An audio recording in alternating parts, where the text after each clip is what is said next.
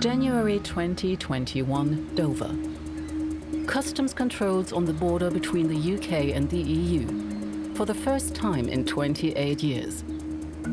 Although a last-minute trade deal has avoided total chaos, this is a hard Brexit. Much harder than the Brexit that was promised to the British people back in 2016. During the referendum, they all said, no, it's not a hard Brexit what we want. The experts agree that this Brexit will cause economic damage to both sides. Even the government in London expects a major slump in the British economy. How did it come to this? It's becoming more and more clear. Hard Brexit was a well-planned coup. The concept of Brexit that was about let's get back control of our borders, take back control of our fishing, they kind of got hijacked. But who did want a hard Brexit? And who stands to profit from it? There's a clear ideological driving force here, which is around a desire for a very low tax, low regulation economy. Now, the problem is that it's not what a lot of people who voted for Brexit want.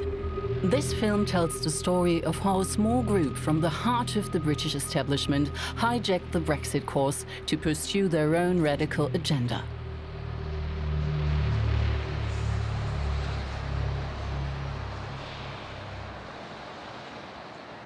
We start our journey in Glasgow. The investigative journalist Peter Gagan has spent years looking into how money influences British politics, with a particular focus on Brexit. What we saw in the Brexit referendum and its aftermath is that abuses of electoral law, small amounts of targeted money, anonymous donations can really change the political landscape in really radical ways. And how exactly does that work? So Britain is really like America when it comes to politics and money. But there's a big difference. In America, it costs millions and millions and millions of dollars to influence politics. In Britain, it costs only a fraction of that.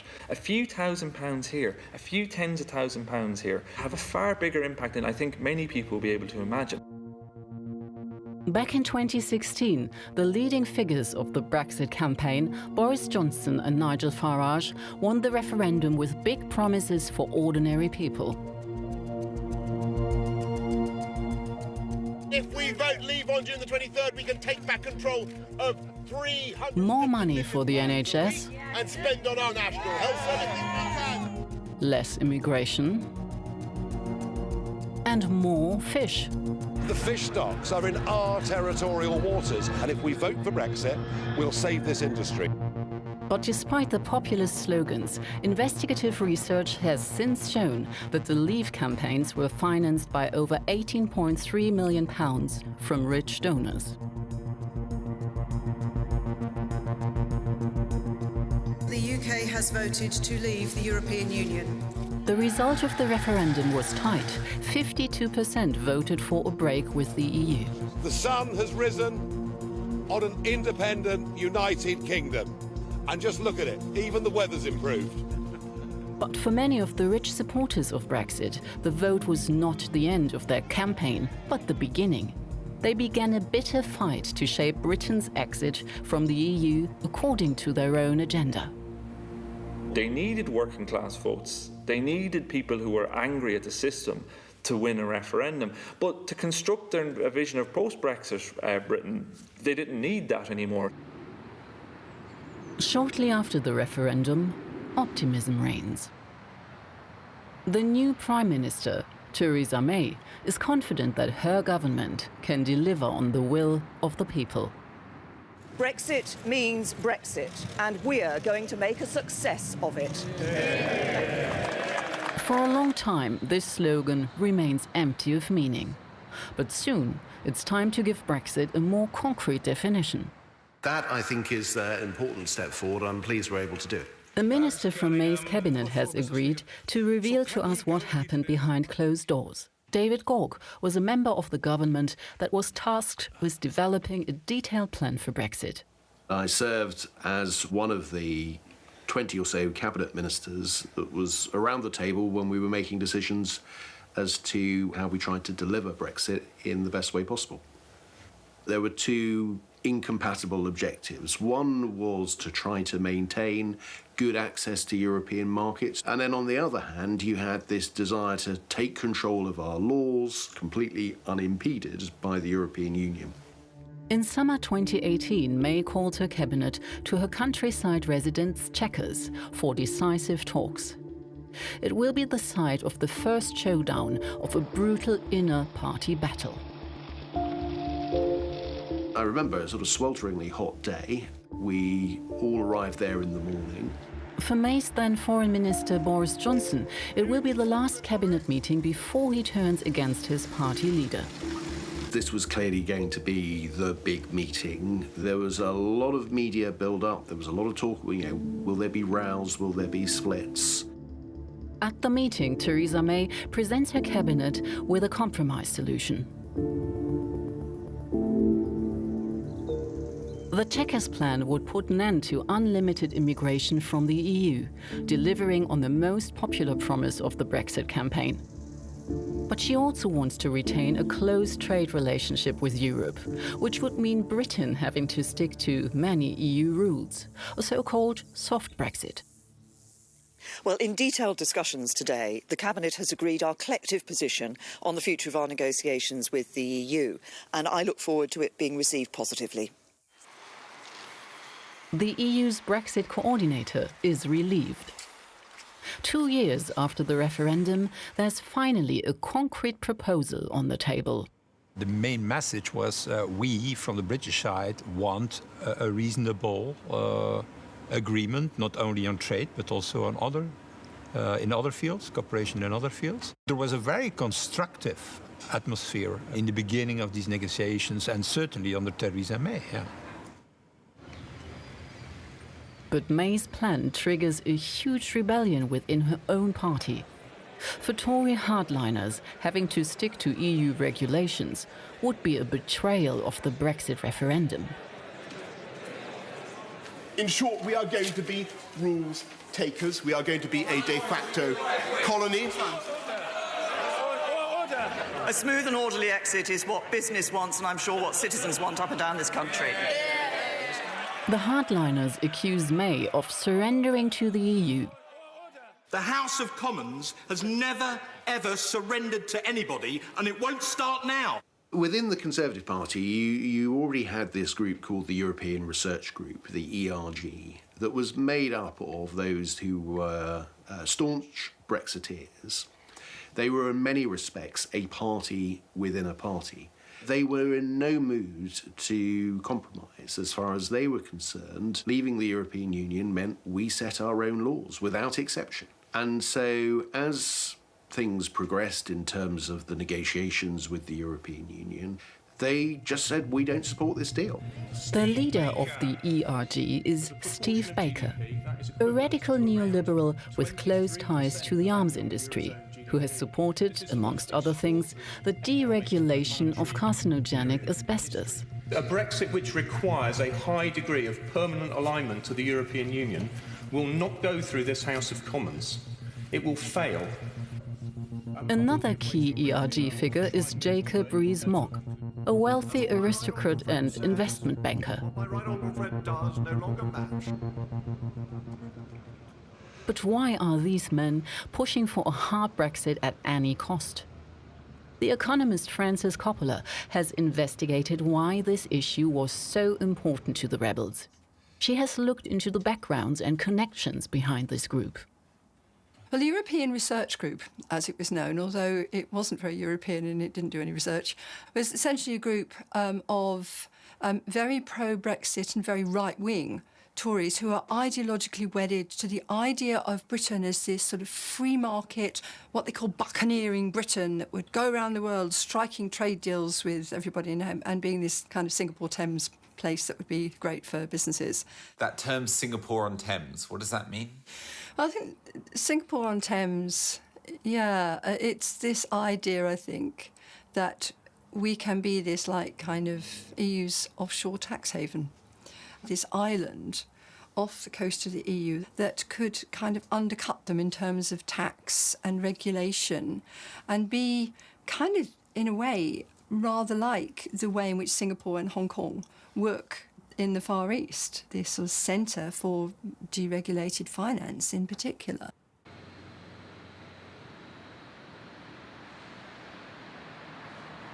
This radicalization of a number of Brexiteers was completely against the position they defended during the referendum. Because during the referendum it was, no, don't be afraid of a Brexit. It will never be a hard Brexit. So the idea of a hard Brexit came afterwards. And then there was the radical wing of the Tory party became always more radical.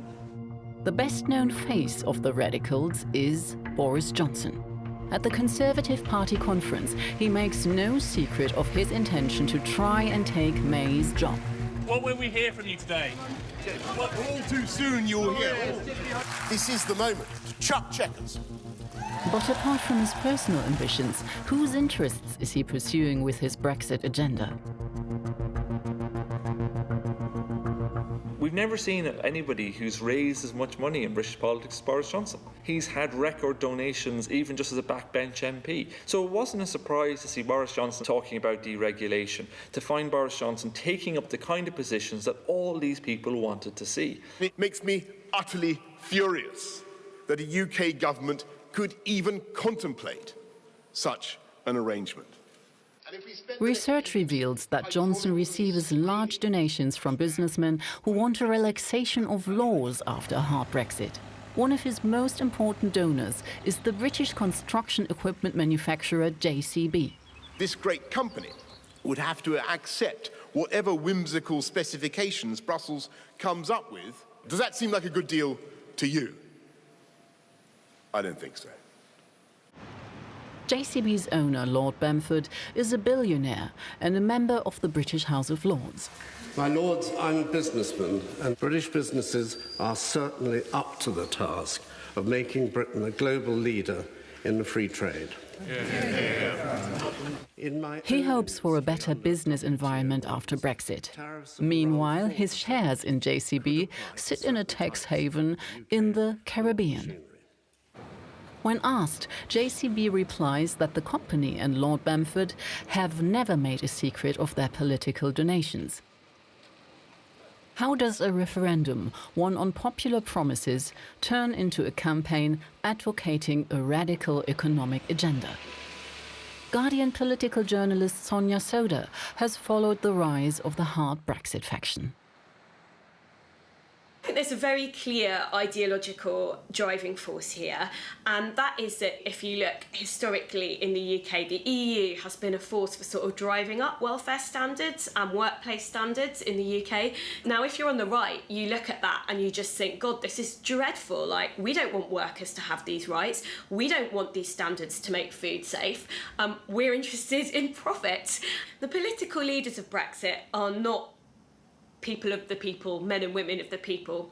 They've been to these incredibly elite universities, and I don't think that they are arguing for Brexit out of a concern for a lot of the people who voted for Brexit, let's say.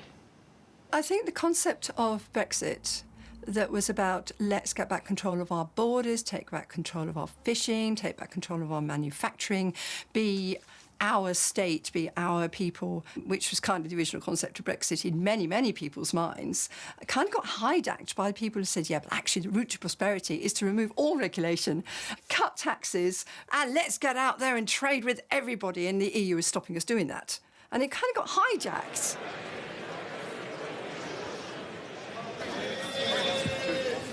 Order! Order! When Theresa May puts her Brexit plan to a vote in Parliament, it's firmly rejected. The ayes to the right, 202.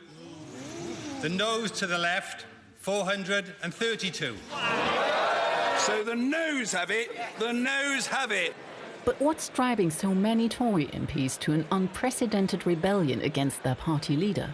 Conservative MPs, particularly pro-EU Conservative MPs started reporting that their constituents were getting in touch with them, saying, we want a hard Brexit. And in the British system, MPs are very reactive to their constituents because that's how you get into office. You need the people in your local constituency to vote for you. So if they're sending you messages, that's going to make a lot of swivering MPs think. But actually, what looked and was supposed to be a grassroots anger at the failure to leave the European Union was all really astroturf. It was fake grassroots. Lots and lots of adverts started appearing on Facebook, targeted particularly at constituents of pro-EU Conservative MPs to send them messages to say, like, support a hard Brexit, flooding Facebook and then in turn flooding MPs' inboxes with this. These were adverts that were paid for by rich donors specifically to try and push the hard Brexit agenda. You influence debate. You put out adverts that will shift parliamentarians' views, try and put pressure on them, and you do it in ways that it's anonymously funded. So the only thing that you're seeing is these messages. Investigations reveal that £1 million worth of these adverts are managed by a company called CTF Partners. CTF Partners is a London-based lobby firm that worked on Boris Johnson's earlier campaigns for Mayor of London. The company also runs Facebook campaigns for the Saudi government and for fossil fuel companies. What is their role in the Brexit campaign? CTF Partners did not respond to a request for comment. But the battle for hard Brexit rages not just inside Parliament. On the streets of Britain, it seems, ordinary people are now rising up against May's compromise deal. And our Parliament are traitors. At Leave Means Leave marches and rallies across the country, May's deal is condemned as a betrayal of the true will of the people. But was this really an uprising of the people? Leave Means Leave is not a grassroots movement, but in reality a lobby firm, with huge budgets for flashy PR and loud rallies. The company is based at a building in Westminster, the former headquarters of the Vote Leave campaign, registered under the name Richard Tice. Tice, a millionaire property investor, was in the background of the Brexit campaign in 2016. And just look at it, even the weather's improved. He is one of the rich businessmen who have huge ambitions for Britain's EU exit. That's why he's battling for a hard Brexit. Are we all enjoying the sunshine, ladies and gentlemen? We know the sun shines on the righteous. Richard Tice was one of those people that during the Brexit referendum was marginal in some respects. But after the referendum, actually, Tice became more and more a kind of central figure. And he set up this Leaves Means Leave movement. So he knew how to play the media. You know, a lot of online campaigning, very hardline messaging, and kind of pushing this message, you can't trust the politicians. You cannot trust the Conservatives to deliver Brexit for you. It was very populist. There was this idea that there was this terrible elite running Britain who were trying to thwart Brexit, and that the masses should be very, very angry about it. Surprisingly, Richard Tice agreed immediately to meet us in the office at his investment fund. We want to know what's driving him. When eventually there was what was called the Chequers Summit, we then realised that we were being betrayed. We were still going to be subservient slaves to the bureaucrats in Brussels. That's how revolutions begin. What's your vision for Brexit then? So having a low tax, low regulation, high growth economy. Just in my industry alone, I mean, which is real estate and construction, we've got all sorts of very time-consuming, very expensive EU rules on procurement. You know, this is the sort of stuff that I want to change in the way this country is run and governed. 17.4 million! We won the vote! Traitors to the country! Traitors to the country! Richard Tice brings his old friend Nigel Farage out of retirement to become the face of Leave Means Leave. the former bond trader is able to turn the boring details of the Brexit process into populist slogans of national pride. This is about who we are as a nation. It's about our children and grandchildren growing up being proud to be British. We will get our independence back. We will get our pride and self-respect back. We are going to win!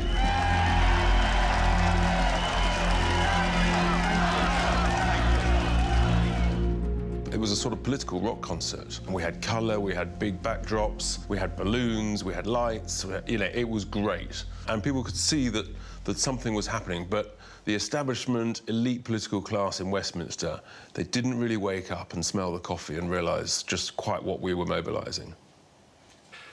The public were becoming increasingly polarised. There was a growing sense by those who were most enthusiastic about leaving the European Union that this was all a plot, if you like, that they had been betrayed, that metropolitan liberal elite were ignoring them, that they weren't getting their way. And it was a very acrimonious time, not just in politics, but I think in the country as a whole. It was pretty poisonous. I've been in Brussels watching a British Prime Minister reducing our nation to a state of humiliation. If they think they can walk all over us, we're going to march back and tell them, no, you can't. We will not give in. When people voted in 2016, though, it was mostly about immigration and the NHS. It wasn't about deregulation. No, I don't accept that at all. Let's be very clear. What was on the ballot paper was leave. And, many of us who were promoting leave, particularly the business community, we knew, the opportunities that would present. And, of course, different people who voted to leave, voted for different reasons. But the key theme of it was taking back control. Do you think you'll get richer because of Brexit? Brexit's not about me. I haven't thought of it in those terms, but I do believe Brexit does present opportunities, and if those opportunities lead to higher growth, then everybody, literally everybody, will be better off because of Brexit. And, that includes all of us. We know that people don't want more deregulation. We've seen it time and again from surveys. They don't want less social spending. They want the opposite. They want higher taxes on the wealthy. A lot of people in general want higher taxes. They want to see more regulation. They want a social net. But the way in which the Brexit referendum's aftermath has played out bears so little kind of resemblance to the popular anger that pushed it in the first place. Order! Under rising pressure, May brings her deal before Parliament for a second time. The noes to the left, 391. And fails again. So the noes have it, the noes have it. There wasn't a majority for a hard Brexit, and there wasn't a majority for a soft Brexit. There was a blocking majority against every option, and we were essentially stuck. The hard Brexit movement argued that this didn't need to be so complicated. Britain should simply leave the EU and stand proudly alone as a sovereign independent country, with no negative consequences. The promise was Britain should be a sovereign country like it was in the days of empire, this idea of take back control. Now, the whole issue with that is that notion of national sovereignty doesn't really exist anymore in a 21st century world. So in a world that's more globalised, where there is far, far more trade, the world is becoming more interconnected. But that has never been acknowledged. The problem with being integrated into something like the EU for over 40 years is that all your business processes, your supply chains, the way you do things, all sorts of things are deeply integrated with that. So unpicking that is a bit like kind of trying to unscramble an omelette. But soon the complicated reality becomes clear. Guy Verhofstadt warns that there is an inevitable trade-off between Britain's freedom to change its own rules and continued access to EU trade. If you want a trade deal with the European Union, like in every trade deal, we will, as Europeans, defend our interests. Look, we agree to have no quotas, no tariffs when we are talking about trade, but you have to accept a level playing field. It's a word that we use every day in these negotiations. But level playing field means that there is a fair competition between us and them. State aid, climate change, social rules, and so on. The British industry, like also the European industry, has an interest in having a good trade relationship. Most experts predict huge damage for the British economy if Britain loses direct access to EU markets. But the supporters of hard Brexit find one man who is prepared to say the opposite. In our research, we stumble over a little-known trade expert called Shankar Singham. If you look at this problem for long enough, I think all the technical experts ultimately come to the same conclusion. You know, Shankar said, I've got a plan. And that was really important because you had economists and trade people lining up around the street after Britain left the European Union, tell them it was a bad idea. Here comes this guy who'd been to Oxford, who'd worked in America, he's telling you it's a good idea. And he became the trade guru for the Brexiteers. Well, it's been interesting watching the rise of Shankar Singham because, you know, he's actually not that knowledgeable on trade. There are people out there who know much more about trade than he does, but they weren't elevated in the same way. And I can only conclude that it's because the guys who really knew about trade weren't saying the right things. They were saying, well, actually, there aren't any simple solutions. I think what Shankar was doing was saying, well, if we just do this, we can have a simple solution. Shankar Singham soon becomes known as the Brexiteer's brain. He writes a 150-page report in which he claims that the repeal of EU workplace, environmental and agricultural regulations will prove a major boost to the British economy. The ultra-conservative members of the European Research Group, including Jacob Rees-Mogg, celebrate Singham's so-called Plan A+ as an alternative to May's Chequers deal. This is about how you have a fantastic Brexit. So it's a really exciting and good paper. But who is Singham and who is financing his work? Singham works for an organization with the innocuous name the Institute of Economic Affairs. The IEA is a neoliberal think tank which supports, amongst other ideas, the privatization of the NHS as well as defending the deregulation of the tobacco industry and tax havens. The think tank also supports a hard Brexit. The think tank world was really influential in making the idea of a hard Brexit, making that seem like something that was really achievable and a good thing. Bringing what were really fringe issues in British politics, deregulation and things like that, and making them mainstream. We want to know whose interests are really being pushed by these think tanks. We find a former insider who's prepared to tell us. Shamir Sani was employed at a think tank that works closely with the IEA. He was enraged by what he experienced firsthand and decided to speak out on how these free market think tanks really work. It's an enormous network of right-wing lobby groups that are lobby groups, not think tanks. I know the last organization that I worked for, a donor would come in and be like, hey, I really want to, I need help with whatever, my salmon farms or whatever. And that lobby group will create a report around that sort of incentive from the donor. And then those reports are then taken by these think tanks to politicians and presented as legitimate policy suggestions, going, this is good for you, people really want this, the public really desire this, and it's good for the country. When most of the time it's purely because this is the incentive of their donors. If you're a corporation, if you think about it, what do? You've got £50,000. Do you give it to a lobbyist that's registered?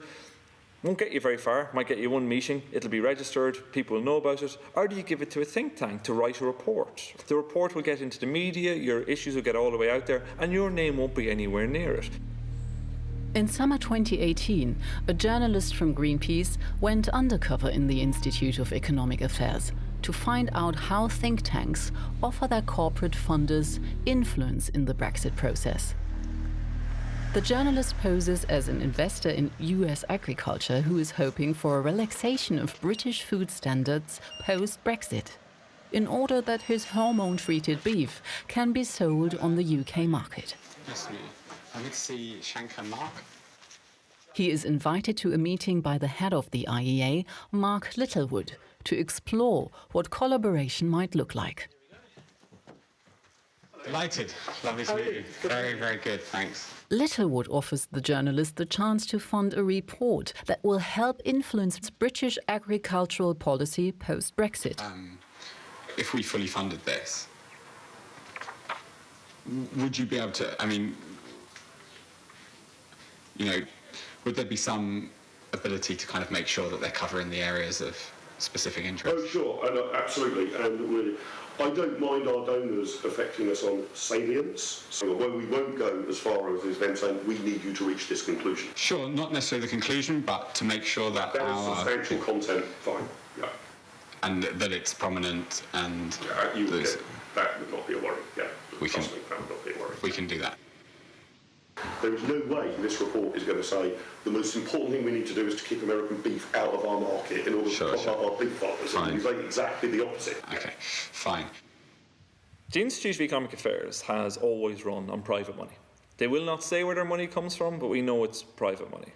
Occasionally we'll get a little bit of an insight into just where some of that money might come from. So in the past they've got money from BP, so from the oil industry, from the gambling industry, from people involved with the offshore financial industry. So really corporate interests who have very specific agendas. In Britain there's such a huge crisis of transparency because all of these organizations don't reveal their donors and the public are not aware of who is funding the policies that government officials are enacting or bringing forward.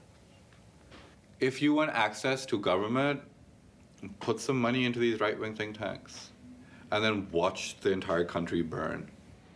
Confronted with these statements, the IEA tells us, we do not act in the interests of our donors except to the extent that they are interested in free trade and free markets. The IEA makes independent editorial decisions and then seeks funding. It is certainly not controversial that the IEA's principles are aligned with the interests of our donors. Boris Johnson has publicly praised IEA reports on several occasions.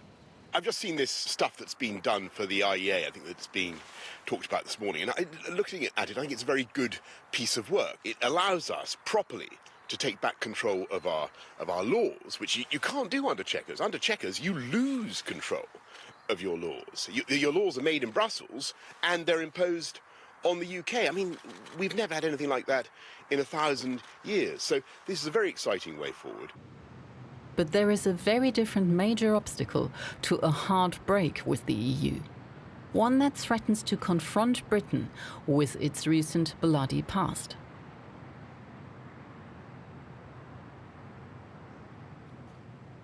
Until 20 years ago, a brutal civil war raged in Northern Ireland between those who wanted to remain part of the United Kingdom and those who wanted to join the Republic of Ireland. On Good Friday in 1998, a peace agreement was signed. It promised open borders without controls between North and South. That makes part of the peace in Northern Ireland, the fact that there is no longer a border. So for us it was very important that this Good Friday agreement, that the peace in Northern Ireland is secured. And to safeguard also this economic space, because that's one economic space today, Ireland and Northern Ireland. But a hard Brexit would threaten the promise of no border.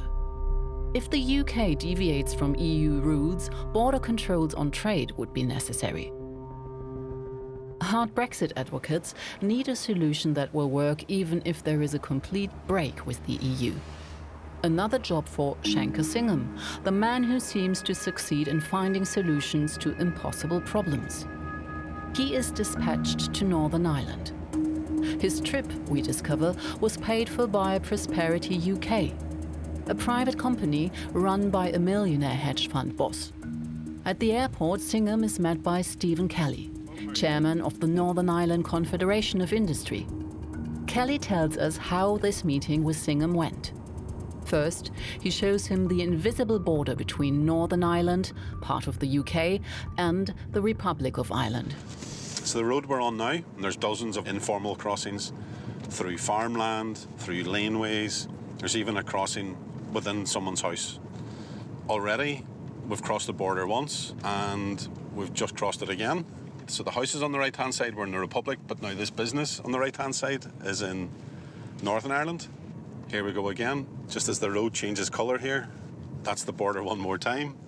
And this business is now in Southern Ireland, but it has a gate out into Northern Ireland, and we're crossing the border once again, just now. Kelly shows his visitor from London this abandoned customs facility, the only remaining visible sign of the border that used to exist here. Singham's mission: could goods be controlled without the need for physical checkpoints like this? Their trip was largely about, is there technology that could be put in play?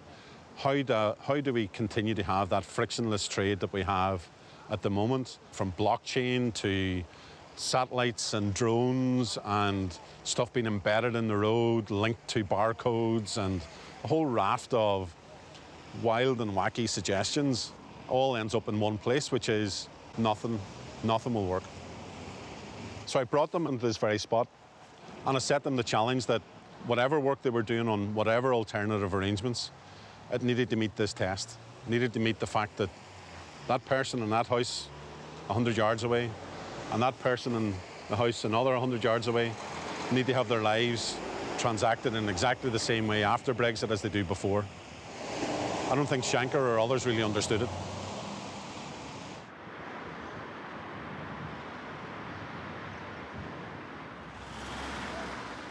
So the concern is, if a border is reintroduced, that partition on this island of Ireland becomes physical and manifest once again.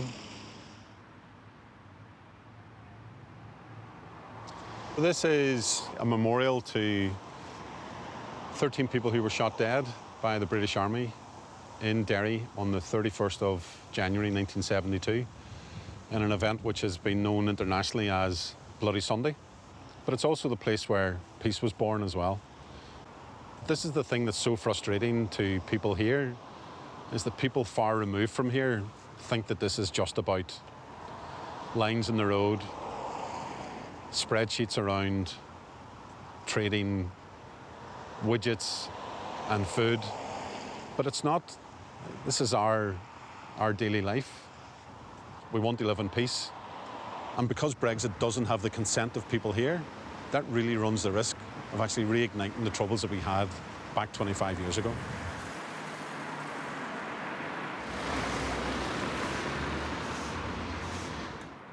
Just 1 week after his visit to Northern Ireland, Singham presents his privately funded report in London.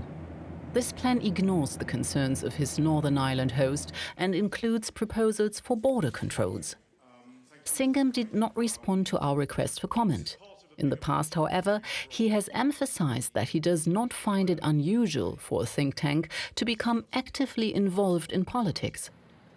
Singham's report has a huge influence on the stance of the conservative hardliners, especially the European Research Group. The ERG weren't really engaging with some of these practical problems. They weren't recognising what some of the risks were. They were just dismissing what were real problems and failing to recognise that there would be consequences if we didn't properly address the issue of the Irish border. The rebels win. Theresa May's deal is rejected for a third and final time. Order! Order! The ayes to the right, 286. The noes to the left, 344. So the noes have it, the noes have it. This result means that the UK's exit from the EU will be further delayed, creating the absurd situation that the UK will have to participate in the EU election, even though it wants to leave the EU. This gives the hardliners the perfect chance for a final attack on May's government.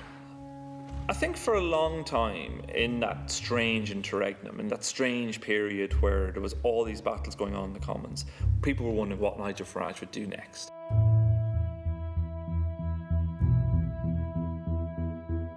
And And we knew that the mood of the country was rapidly coming our way, big time. So it's all about timing, and politics is all about timing. And Nigel said, the time is nearly right. Richard Tice and Nigel Farage found the Brexit Party to participate in the EU election. The party styles itself as a radical alternative to the Conservatives.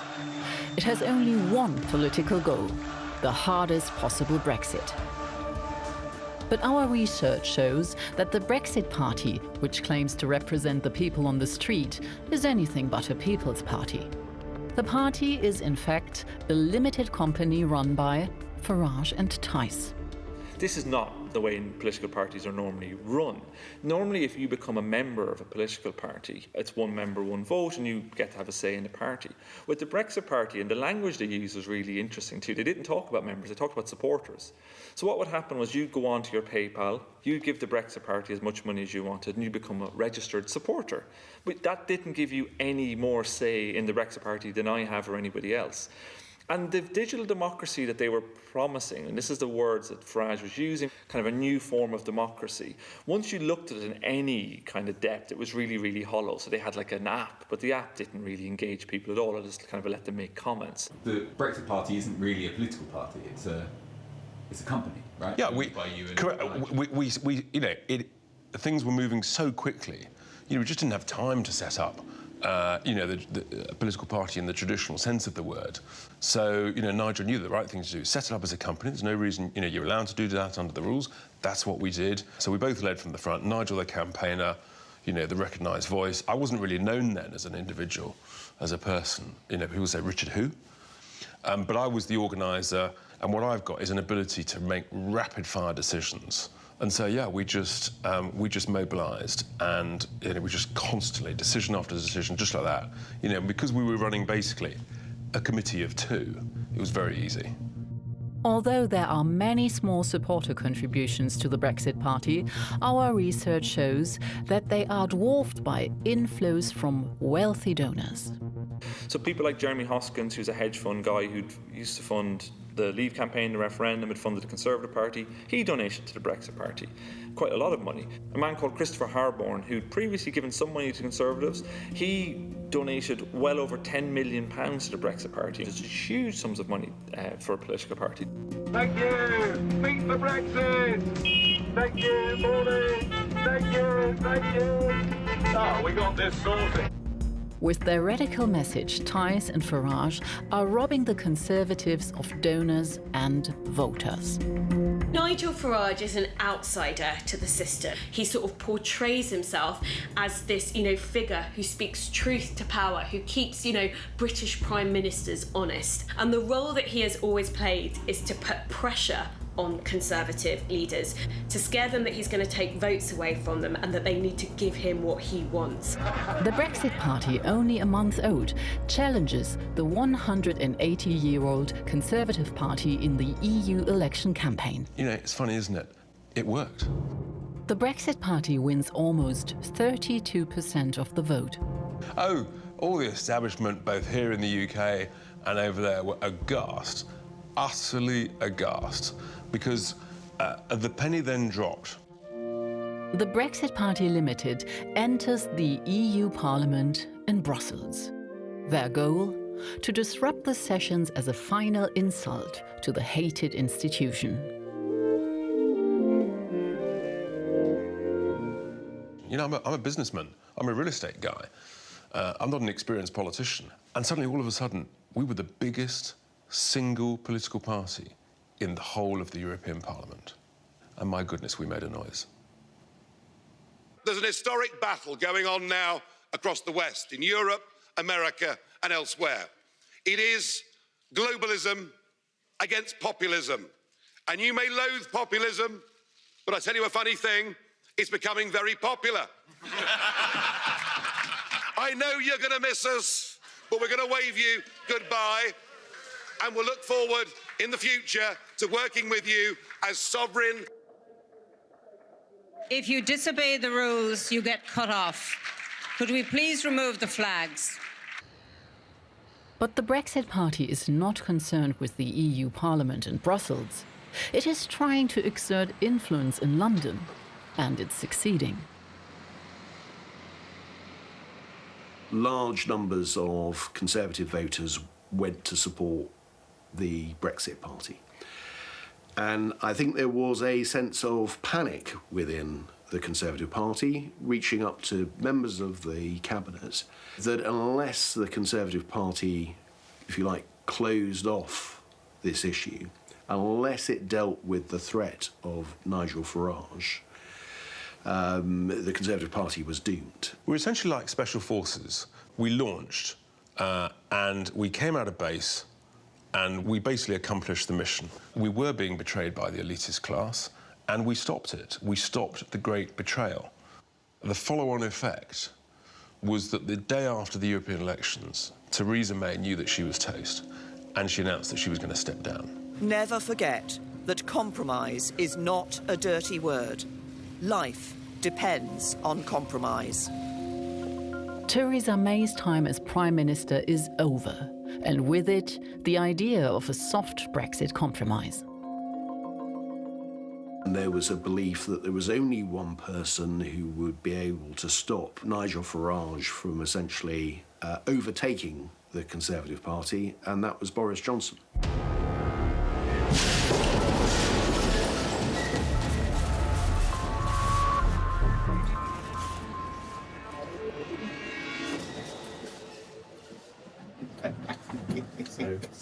People were so sick after 3 years of this kind of gridlock under May. They just wanted it done. Get Brexit done was a very powerful slogan. In a way, what they were doing was giving power to simplicity. It had been about take back control. We will cut the ties to this evil empire and sail off into the sunset. It was that kind of imagery. Many moderate Conservatives have to accept that their party has changed significantly in the Brexit process. And so, to a large extent, because of fear of Nigel Farage, the Conservative Party moved to become much more like Nigel Farage by being a more populist party. So I made it clear that I would resign from government because I didn't want to play any part in that.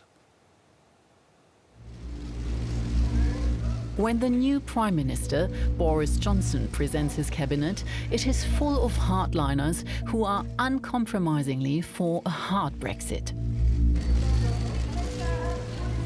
The eventual victory of Boris Johnson, his election as Conservative leader and Prime Minister, was really the ultimate victory for the money men of British politics, the kind of people who'd bankrolled the Brexit referendum, the kind of people who'd funded pro-Brexit campaigns after Brexit, the kind of people who give money to anonymously funded think tanks. For all of them, Boris Johnson was the epitome of what they wanted. They believe he's malleable, so they believe they can push him. Well, good morning, everybody, and it is wonderful to see this new team assembled here. Thank you all very much. Our research reveals that Johnson again attracts record donations for his candidacy for party leader. He wins back to the Conservatives some of the Brexit Party's most generous financial supporters. Once again, he receives money from Anthony Bamford, the owner of JCB and CTF Partners, the firm that has supported him in previous campaigns.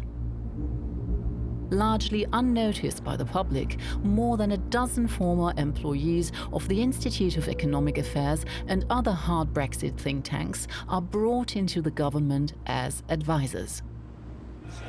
Statement, the Prime Minister.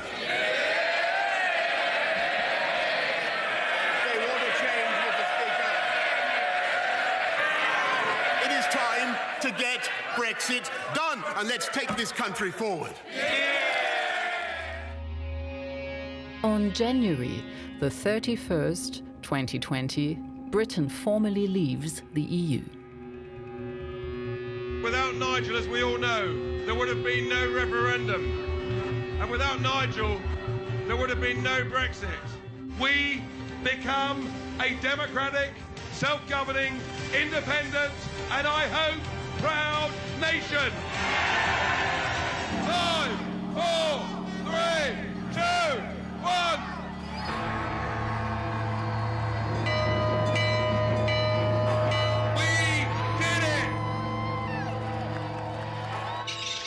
during an 11-month transition phase in which Britain stays closely aligned with the EU, Johnson's government negotiates the concrete details of a trade deal.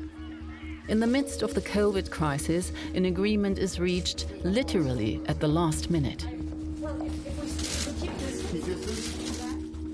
The deal brings relief in Brussels, even though it's an uneasy compromise. Mission accomplished. Hard Brexit has become reality. On December the 30th, 2020, Boris Johnson signs the agreement. Folks, this is it. I know the question you will all be asking yourselves is have I read it? The answer is yes, and it's an excellent deal for this country. Thank you all very much. Thank you. I do think it's a huge mistake for the country. I think others are going to pay a very significant price for that, those who are going to lose their jobs as a consequence of it. I think the UK is a less attractive place for inward investment. And I think there are many ordinary British people, probably ordinary British people who voted to leave in 2016 and voted Conservative in 2019, who will sadly pay a price for this. Of course, there's no such thing as just getting Brexit done. Of course, Brexit and its complications are going to dominate the British political debate for the next 10 years. That's just the way it is. At the end of the day, there's still this very big question mark. What is it going to achieve apart from a lot of economic pain for the UK and a lot of hardship and poverty? How will the UK use its new freedom? Just 1 week after the final exit, hardliners have already called for the abolition of environmental, data protection and labour laws. The battle over Brexit will continue. Only the coming years will show how much this coup by the country's rich elite will change Great Britain. I think too often we don't appreciate, we don't understand how abuse of the electoral system, and abuse of the political system, and the role of lobbying unchecked in politics can change and shift and kind of warp a political landscape.